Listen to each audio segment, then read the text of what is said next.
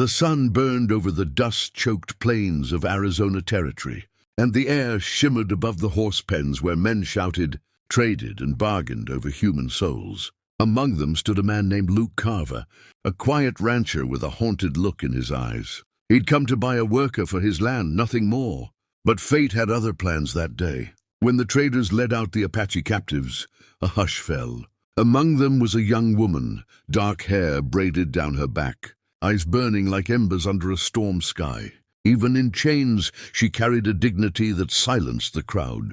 Luke's heart froze when he saw her. She wasn't just beautiful, she looked unbroken, proud, and alone in a world that had stripped her of everything. The trader shouted, "Strong young Apache girl! Good for work!" But Luke wasn't listening. Something deep inside him stirred, a voice he hadn't heard since the war, when he'd watched men destroy each other for greed and pride.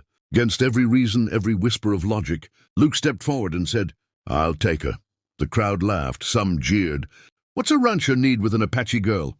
Someone mocked. But Luke just handed over his coins, eyes never leaving hers. That moment, barely 20 seconds long, would set his life on a path no man could have imagined.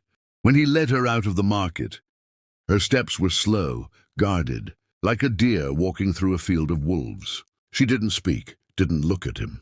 Her name, the trader had said, was Tala, which meant wolf in her tongue.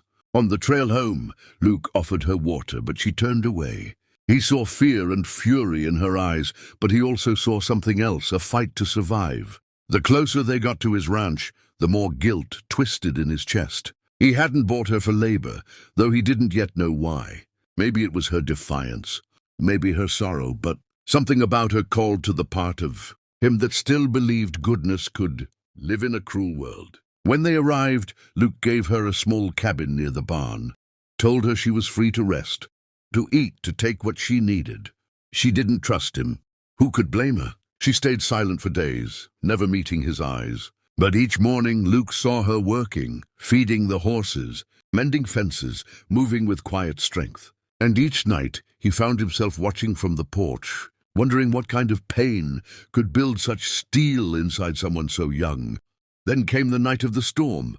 Lightning split the sky, and the wind howled like lost souls. The barn roof tore loose, spooking the horses. Luke ran out into the rain, but the chaos was too much. And then she appeared. Tala darted through the storm, fearless, calming the horses with soft whispers in her native tongue. For the first time, Luke saw the fire in her spirit, not as defiance, but as courage. She wasn't a slave. She was stronger than any man he'd ever known.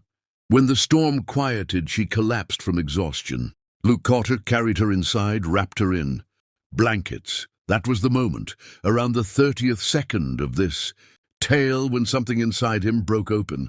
He realized he hadn't just bought a woman's freedom. He'd found his own redemption in her eyes. Days turned to weeks. Tala began to speak little by little. She told him about her village, her people. The night soldiers came and took her away. Luke listened, every word carving guilt deeper into his soul. He confessed his own sins, the battles he'd fought, the men he'd killed, the shame he carried. And slowly, between two broken hearts, something new began to grow. They worked side by side, mending fences, planting seeds. The townsfolk whispered, calling her a savage, calling him a fool. But Luke didn't care. He saw beyond blood and skin, beyond the chains of hate that bound the world. One morning, as dawn painted the land gold, he brought her a wildflower crown and said softly, "I didn't bring you here to serve me, Tala. I brought you here because I couldn't walk away from you." She looked at him for a long time, eyes shimmering, and said, "Then let me walk beside you, not behind you." And in that dusty sunrise, the rancher and the Apache woman began to rewrite what love meant in a world built on walls and pain. By the time the town learned he'd married her, it was too late for gossip to matter. The man who once lived alone with ghosts had found peace in the arms of the woman he'd once purchased in a market of cruelty. Their story spread across the plains, not as scandal but as legend. Some said they'd seen them years later, still side by side, tending a little ranch where kindness was the only law. And maybe that's the truth of it, that love, when it's real, burns brighter than any prejudice or fear. So, if you've listened this far, take this story with you. Sometimes the most beautiful souls appear where the world sees only dust and shame.